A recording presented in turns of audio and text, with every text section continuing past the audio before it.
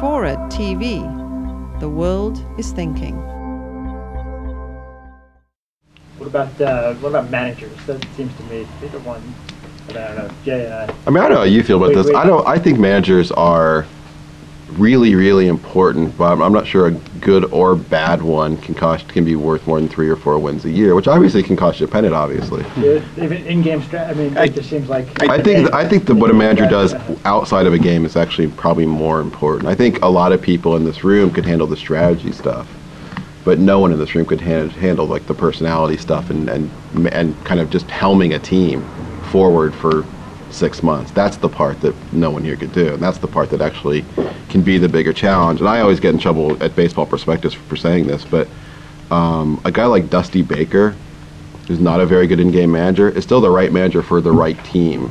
And yeah, I think for a team that's close but not quite there, I think he can be a really good manager. I think he can get good performances out of people, but he's also the kind of manager with a real short lifespan where after a couple years, you know, his shit starts to fall on deaf ears, and you've got to replace him. But in the right situations, even Dusty Baker can be a good manager. Yeah, it's a matter of usage, but also I think we are at a time of like extraordinary tactical stasis. I don't think you see anything like the in-game creativity that you would have seen in the game in the 70s and 80s. So somebody like Manny Acta, who really does like treat almost every game like it's the 7th game of the World Series, and is, I think, you know, the most brilliant tactician I think we've seen, you know, join the managerial ranks in years. You know, well, that's great, but I think, you know, like how many wins is he worth to the Nationals? That's a little more difficult to put your finger on. But the thing I think that we always undersell as far as managerial value is the roles they create. It's not just tactical ability, it's the roles they create and putting players in those roles and running the talent well as, you know, dealing with the off the field stuff. I mean, and, you know, increasingly with so much of the job seemingly almost being reduced to, I'm the media shield. I talk to the media all day and then, you know, basically so that you're not bugging my players.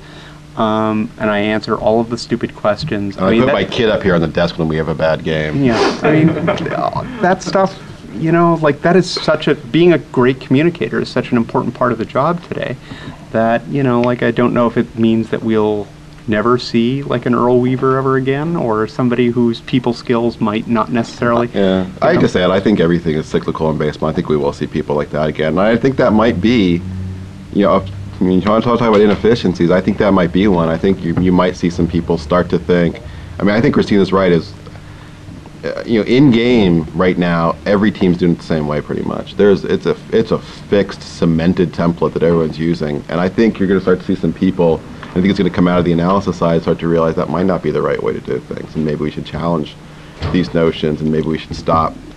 I mean, we've gotten to the point where we're just babying relievers to no end in a way that's just totally ridiculous. I don't see, I mean, we're to the point where like 75 innings is a lot for a guy.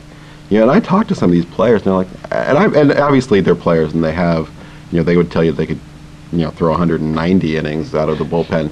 But they all think they could realistically go 75 to 100 pretty easily, and I think they could, you know, and I think we're going to start to see a bit of a bounce back on relievers, where we're going to stop seeing guys throw 60 games and 40 innings, and you have 2 of those on your staff, and you have, I think you're going to start seeing maybe smaller bullpens, something to give you a little bit more choices on the lineup side of things, and you'll see more bullpen usage. I think that's one thing that could change and should change. You're saying Felipe Alou will not be back as a manager. Speaking of the, I mean, my speech on the Giants is always about Tim Lincecum, which is I think Tim Lincecum I think they should have used him they should have made him the next Mike Marshall. I think Tim Lincecum should throw 110 games and 180 innings a year, and he could do it. His arm would hold up. I mean, his arm's never been sore in his life. And I saw him a weekend in Washington. He threw a complete game on Friday. It was like 9 innings, 7 hits, 8 walks, 14 Ks. It was 160-something pitches. And he did a 3-inning close on that Sunday. And he wasn't sore. And he's kind of a freak, and I think they should use him as a freak. So.